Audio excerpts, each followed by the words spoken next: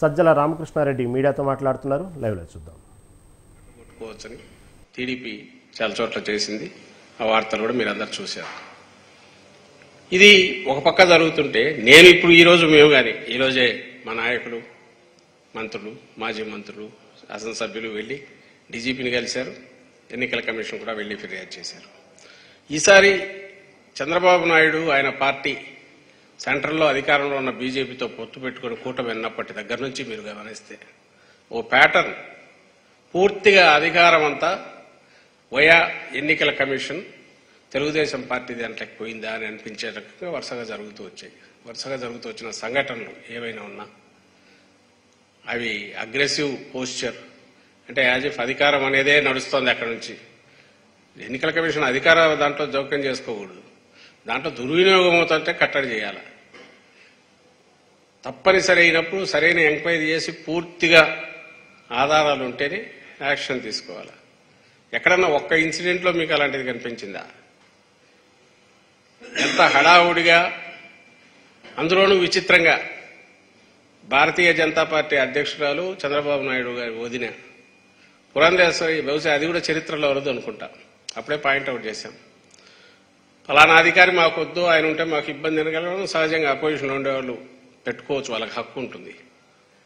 Plus వాళ్ళ భయాందోళనలు వాళ్ళకు ఉండొచ్చు, ఎన్నికల కమిషన్ దాన్ని అడ్రస్ చేయాలి. కానీ ఫలానా వాళ్ళను తీసేయండి అనడంతో పాటు ఫలానా వాళ్ళని వేస్తే బాగుంటుందని కూడా రికమెండ్ చేయడం బహుశా దేశ చరిత్రలో ఫస్ట్ టైం అనుకుంటా. అది కూడా ఈసీకి దృష్టికి తీసుకెళ్లాం, పెద్ద దాన్ని ఎవరు పట్టించుకున్నట్లేరు. సాక్షాత్తు సెంట్రల్లో అధికారంలో ఉన్న పార్టీ, కూటమి భాగస్వామిగా ఉన్న పార్టీ స్టేట్ అధ్యక్షురాలు, పైగా తెలుగుదేశం పార్టీ ఇక్కడ ప్రధాన భాగస్వామి తెలుగుదేశం పార్టీ అధ్యక్షుడు వదిన ఆమె. అక్కడే సగం ఎక్కడికి పోతుంది ఏదని డౌట్ వచ్చింది అందరికీ. ఆ తర్వాత మీరు గమనిస్తే బదిలీలు, ట్రాన్స్ఫర్లకు ఎక్కడన్నా ఓ రేషనల్ కానీ టీడీపీ వాళ్ళు కంప్లైంట్ ఇవ్వడం, ఈ పక్క నుంచి ట్రాన్స్ఫర్ చేసేయడం. 29 మంది అధికారులు, కీ అఫీషియల్స్, ఎన్నికల నిర్వహించాల్సిన దాంట్లో అత్యంత ఇంపార్టెంట్ దీంట్లో ఉన్న 29 మంది అధికారులను ట్రాన్స్ఫర్ చేస్తే అందులో 25 మంది పోలీస్ అధికారులే ఉన్నారు. ఏవైతే అక్కడ ఉన్న ఆ ప్రాంతం మీద అవగాహన గ్రూపులు కానీ లేదా సమస్యాత్మక జిల్లాల్లో ఉన్న అధికారులు ఉండడం ఎంత అవసరమో అక్కడే కరెక్ట్ ట్రాన్స్ఫర్లు ఎఫెక్ట్ చేశారు. పోనీ చేసేటప్పటికి వాళ్ళ మీద విత్ ప్రూఫ్ ఏదన్నా కంప్లైంట్లు ఉన్నాయో లేదు, జస్ట్ టీడీపీ వరుసగా 2-3 కంప్లైంట్లు పడేస్తుంది, వాళ్ళని ట్రాన్స్ఫర్ చేశారు. ఆఖరుకు నంద్యాల ఎస్పీ నాకు రేపు పోలింగ్ అనగా అప్పుడేదో యాక్షన్ తీసుకోకపోతే వాళ్ళే మళ్ళీ ఎవరు అన్నట్టున్నారు. అప్పుడు అతన్ని అక్కడి నుంచి తప్పించాలంటే పోలింగ్ ప్రాసెస్ మొదలైనాక దాని ఇంపాక్ట్ పడుతుందని అంటే దానికి ఆయనకు ఛార్జ్ మేమో ఏదో ఇచ్చి నడుపుతున్నట్టున్నారు. హెరాస్మెంట్ అనేది బహుశా గవర్నమెంట్ డైరెక్ట్ కంట్రోల్ ఉన్న గవర్నమెంట్ కూడా చేయనంతగా, ముఖ్యంగా పోలీస్ అబ్జర్వర్ ఎవరో వచ్చిన వ్యక్తి, ఎవరైతే ఈరోజు మా వాళ్ళు కూడా రిప్రజెంటేషన్లో పెట్టారు, ఒక రిటైర్డ్ ఐపీఎస్ అధికారి విష్ణువర్ధన్ రావు ఎవరో టీడీపీ స్టాంచ్ సపోర్టరు, ప్లస్ ఆ సామాజిక వర్గానికి చెందిన వ్యక్తి, ప్లస్ దానికంటే ముఖ్యంగా సుజనా చౌదరికి సంబంధించిన గ్రూప్ వాటిలో కూడా భాగస్వామ్యం ఉండేవాడు, ఆయన కింద పనిచేసేవాడు. సుజనా చౌదరి అంటే ఎవరు అందరికీ తెలుసు, టీడీపీ ప్లస్ బీజేపీ రెండింటికి నాయకుడు ఆయన, ఇప్పుడు వెస్ట్లో పోటీ చేస్తున్నాడు. పోలీస్ అబ్జర్వర్ వచ్చిన రోజే ఆయనతో డిన్నరు, ఈయన అరేంజ్ చేసిన డిన్నర్ ఆయన వస్తాడు, అది అందరికీ తెలిసిందే. ఈ విషయం కంప్లైంట్ కూడా ఇచ్చారు, పోలీస్ అబ్జర్వర్ దృష్టి కూడా ఇది పలానా ఆయన అని మా లీడర్లు వెళ్ళి కంప్లైంట్ ఇచ్చారు.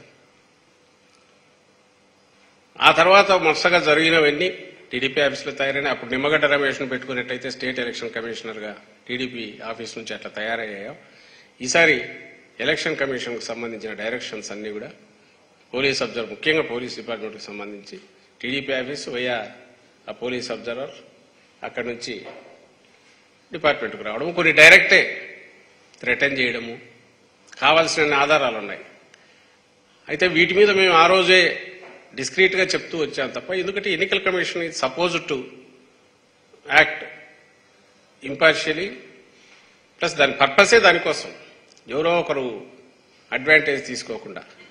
ఇది ప్యాథటిక్ సిచ్యువేషన్ ఏంటంటే జనరల్గా రూలింగ్ పార్టీ అడ్వాంటేజ్ తీసుకుంటుంది అనుకుంటారు. ఇక్కడ మా పరిస్థితి అపోజిషన్ అంటే ఇదిగా ఉంది. టీడీపీ చెప్పింది వేదంలాగా జరిగింది. మీరు ఏ ఇన్సిడెంట్ అన్నా చూడండి, ట్రాన్స్ఫర్ చేసిన అధికారుల్లో దాదాపు 50%, 60% దాకా ఎస్సీ, ఎస్టీ, మైనారిటీ వర్గాలకు చెందిన వాళ్ళే. ఇంకా రెడ్డి సామాజిక వర్గానికి వెళ్తే 90% పైన కంప్లీట్ అయిపోతారు. డీజీపీని వారం ముందు ట్రాన్స్ఫర్ చేస్తారు. అసలు కొత్త డీజీపీకి వచ్చే అవగాహన ఉంటుందా? జరుగుతుంది. ఇంటెలిజెన్స్ చీఫ్ అంతే. ఇంకా అందరినీ మార్చేస్తే వాట్ ఇస్ ద గ్యారంటీ? నువ్వు నిష్పాక్షికమైన తెస్తున్నావు, నిన్నెట్లా మరి? నువ్వు ఎన్నికల కమిషన్ అనేది పర్టికులర్ అధికారి మీద కంప్లైంట్ వస్తే దాన్ని చెక్ చేసి ఆ ఆరోపణ నిజమా కాదా చూసి ఆ తర్వాత ఒక బ్యాలెన్స్డ్ డెసిషన్ తీసుకోవాలి. ఆ వెళ్లిన వాళ్ళకి అవగాహన ఉందో లేదో చూసుకోవాలిగా. అసలు అది కూడా ఏం కనపడలా. దాని ప్రభావం వరుసగా ఇప్పుడు కనపడుతుంది. మీరు గమనిస్తే ఎక్కడైతే వీళ్ళు హఠాత్తుగా బదిలీలు చేశారో ఆ బదిలీ చేసిన దగ్గరే సమస్యలు మొదలైనవి. బదిలీ చేసిన వాటి దగ్గరే అటాక్స్ జరుగుతున్నాయి. ఇప్పుడు పల్నాడు జిల్లా, తిరుపతి, అనంతపురం, ప్రకాశం, ఇక్కడ ఎక్కడైతే ఇవి అయినాయో, పల్నాడు జిల్లా ముఖ్యంగా, ఈరోజు అనంతపురం దగ్గర తాడిపత్రి. నిన్న వీడియో చూస్తే ఆశ్చర్యం వేస్తుంది. టీడీపీ నాయకుడు వాళ్ళ అక్కడ ఆ కాలేజీ గ్రౌండ్స్ లో టీడీపీ కార్యకర్తలంతా 100 మంది జత చేస్తుంటే 20 మంది పోలీసుల పక్కన స్పెక్టేటర్స్ లాగా చూస్తున్నారు.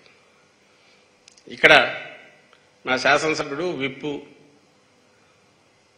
మన పిన్నెల్లి రామకృష్ణారెడ్డి, ఆయన భార్య మీద అటాక్ జరిగింది, కొడుకుకు తీవ్రంగా కొట్టారు. చంద్రగిరి అభ్యర్థి మీదే అటాక్ జరిగింది, కారు తగలబెట్టారు. తర్వాత జరిగిన దానికి సంబంధించి మరుసటి రోజు ఏదో ఇన్సిడెంట్ జరిగిందని దాని మీద విపరీతమైన చూస్తున్నారు. దీనికి అసలు రెస్పాన్సే లేదు. ఇంకా హౌస్ అరెస్టు చాలా క్యాజువల్. నరసరావుపేట ఆయన ఎమ్మెల్యేను ఆ రోజు ఎన్నికలు జరపడం ముందు ఈయన్నేశారు. తర్వాత అటువైపు అన్యాయం కదా అంటే 2-3 గంటల తర్వాత అతన్ని రిస్ట్రైన్ చేసినట్టున్నారు అవతల టీడీపీ అభ్యర్థిని. మాకు మంత్రి, సీనియర్ మంత్రి అంబటి రాంబాబు గారు ఫోన్ చేస్తారు, సార్ ఎందుకో నన్ను ఇంట్లోంచి రావద్దన్నారు పోలింగ్ డే. ఎట్లా ఆపుతారో ఇదంటే మళ్ళీ ఆలేదు మేము అనుకోలే అని చెప్పడం, 1 hour 2 hours ఇబ్బంది పెట్టడం, ఆ తర్వాత వదిలేయడం. సేమ్ కేసు విత్ కాసు మహేష్ రెడ్డి గురజాలలో మరీ అన్యాయం. బీసీలు ఎక్కడ చిన్న టెంపుల్లో తలదాల్చుకున్నారు, వాళ్ళ మీద అటాక్ పోతుంటే వెళ్ళిపోతే ఇట్లా చెప్పుకుంటూ పోతే మీరే రిపోర్ట్ చేశారు, మీడియానే రిపోర్ట్ చేసింది, వస్తున్నాయి వీటిలో. సో ఎన్నికల కమిషన్ ఆధ్వర్యం లేక పరిపాలన పోయినప్పటి నుంచి, అలాగే పోలీస్ అబ్జర్వర్గా వ్యక్తి రిటైర్డ్ అధికారి రావడం, రిటైర్డ్ అధికారిని వేయడమే రేర్గా అరుదుగా జరిగేది. అతను వచ్చి ఇక్కడ కూర్చొని టీడీపీకి తనకు మధ్య రాయబారం లేసి లేదా మెసేజ్ తీసుకొచ్చే ఒక మాజీ ఐపీఎస్తో కూర్చొని డెసిషన్లు తీసుకోవడం, డైరెక్ట్ థ్రెటనింగ్ ఇచ్చేయడం. సాక్షాత్ ముఖ్యమంత్రి మీద దాడి జరిగితే 164 స్టేట్మెంట్ తీసుకోమని ఇతను ఇన్సిస్ట్ చేయడం ఏంటి పోలీసులకు? విచిత్రమైన పరిస్థితి అది. నువ్వు రెఫరీ అనేవాడు, మధ్యలో బ్యాలెన్స్ చేసేవాడు, చూస్తూ జరుగుతున్న దాంట్లో తప్పనిసరి అయితే తప్ప జోక్యం చేసుకోకూడదనేది బేసిక్. ఎవరిని అడిగినా చెప్తారు, కామన్ సెన్స్ ఉండేవాళ్ళైనా. ఈసీదే ఆ రోల్. ఇప్పుడు ఇందులో అధికారాలను ట్రాన్స్ఫర్ చేయడం గురించి వాళ్ళకు ఈసీకి అధికారం లేదని ఎవరన్నట్లా ఖచ్చితంగా ఉంది. అయితే ప్రాపర్ దాంట్లో స్క్రూటినీ చేసి సిచ్యువేషన్ గమనించి తప్పనిసరి అయిన పరిస్థితిలో చేయడం, చేసిన తర్వాత ఆ గ్యాప్ అయితే సమర్థులైన అధికారితో ఫిల్ చేస్తేనే కదా దానికి పర్పస్ సర్వ్ చేయదు. దాని ఇంకా పరిస్థితి దారుణంగా తయారయ్యేట్టు చేస్తే మరి ఆ ఫెయిల్యూర్ ఈసీది కదా. పల్నాడులో గొడవలకు ఈసీని కాక ఉందా పట్టాలి. సపోజ్ ముందు అధికారం ఉంటే అప్పుడు అనడానికి అవకాశం ఉంటుంది. అధికార పార్టీకి ఇదిగా పనిచేసే అధికారి ఉన్నాడు, సన్నిహితంగా ఉండేవాడు అని ఎవరన్నా ఆరోపణ చేయడానికి. మా స్ట్రైట్ క్వశ్చన్, మీరే వీళ్ళు పనికిరారు అని చెప్పి తీశారు. మరి వచ్చినోడు వచ్చినప్పుడు ఎఫిషియెంట్ కంట్రోల్ చేయాలిగా, ఎఫిషియెంట్గా చేయలేకపోతే ఎవరిది ఫెయిల్యూర్? మరి ఎలక్షన్ కమిషన్ది కాదా? ఎవరు కేవలం అధికారం ఒకటి ఎంజాయ్ చేయడానికే అన్లిమిటెడ్ అధికారం ఎన్నికల కమిషన్ ఉందనుకుంటే ఎట్లా? ఇంకా మిగిలిన వాటి లేకపోతే పాయింట్అవుట్ చేశాము ఆల్రెడీ. ఏదైతే బెనిఫిట్స్ ఉన్నాయో సంక్షేమ పథకాలకు సంబంధించి అంతకంటే ఘోరం ఎక్కడన్నా ఉంటుందా? వేరే స్టేట్స్లో ఎక్కడా లేనిది ఈ స్టేట్లో మాత్రమే. మనం ప్రయోజనాలకు సంబంధించి బెనిఫిట్స్ కిందికి పోవాల్సినవి రొటీన్గా పోయేవి 5 ఏళ్ల నుంచి ఆపడమే కాకుండా ఎవరో బెనిఫిషరీస్ కోర్టుకు వెళ్ళి కోర్టు లేదు దీనికి సరైన ఇది లేదని చెప్పి ఈసీ టైం ఇస్తే మళ్ళీ అప్పుడు ఎక్కడ చేస్తారో గవర్నమెంట్ అని చెప్పి క్లారిఫికేషన్ల పేరిట కాలయాపన చేయించి అది కూడా ఆ విండో క్లోజ్ అయ్యేట్టు చేయడం అనేది ఈజ్ ఇట్ ఒక న్యూట్రల్ పొజిషన్లో ఉండి అధికార పార్టీ దుర్వినియోగం చేసుకోకుండా అధికారం చూడడంతో పాటు వేరే శక్తులు ఏమన్నా తన మీద పనిచేసి తద్వారా నష్టం జరిగే ఇది రాకుండా చూడాల్సిన ఎలక్షన్ కమిషన్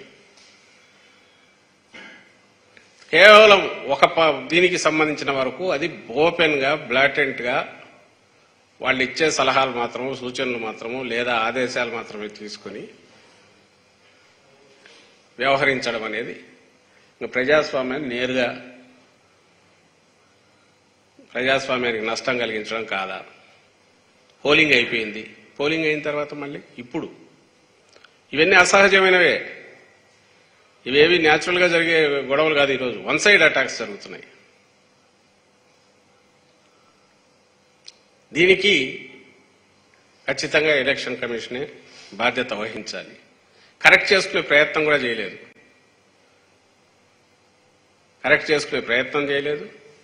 ఇప్పటికీ ఇట్లే అయిపోతే ఇంకా 4th వరకు ఎలక్షన్ కమిషన్దే దీని మీద అధికారం వాళ్ళ పర్వ్యూలోని వాళ్ళ పర్యవేక్షణలోని రాష్ట్రం నడిస్తే ఇట్లే కంటిన్యూ అయితే ఎవరు ఆన్సరబుల్? వాళ్ళేమో ఎవరికి ఆన్సరబుల్ కాదు ఎన్నికల కమిషన్, ఎందుకంటే they are powers unlimited. Court కూడా ఒక దీనికి మించిపోలేదు. మరి తప్పు కదా ఇది? ప్రమాద సూచన కదా? ప్రమాదకరమైన పరిస్థితికి దారి కదా? ఇప్పటికైనా ఈ విషయం గమనించి తక్షణం మా వాళ్ళు అడిగారు పోలీస్ అబ్జర్వర్ను మార్చాలి. వాటెవర్ ఇన్నాళ్ళు తీసుకున్న డెసిషన్స్ ఒకసారి అట్లీస్ట్ ముందు శాంతి నెలకొనేట్టు. ప్రభుత్వం దగ్గర అధికారం లాక్కుంటావు, నువ్వేమో నీ అధికారం సరిగా ఉపయోగించి శాంతి భద్రతలు కాపాడే ప్రయత్నం చేయవు. ఉన్న అధికారంలో ఎవడైతే ప్రోయాక్టివ్గా మీ వాళ్ళకి కావాల్సిన వాళ్ళు అగ్రెసివ్ ఉండే వాళ్ళము ఎంకరేజ్ చేశారు. కొంచెం నిజాయితీగా పనిచేసే వాళ్ళు ప్రతి వాళ్ళకు థ్రెట్ పెట్టారు. వాళ్ళకు భయం ఈ టైంలో ఎందుకు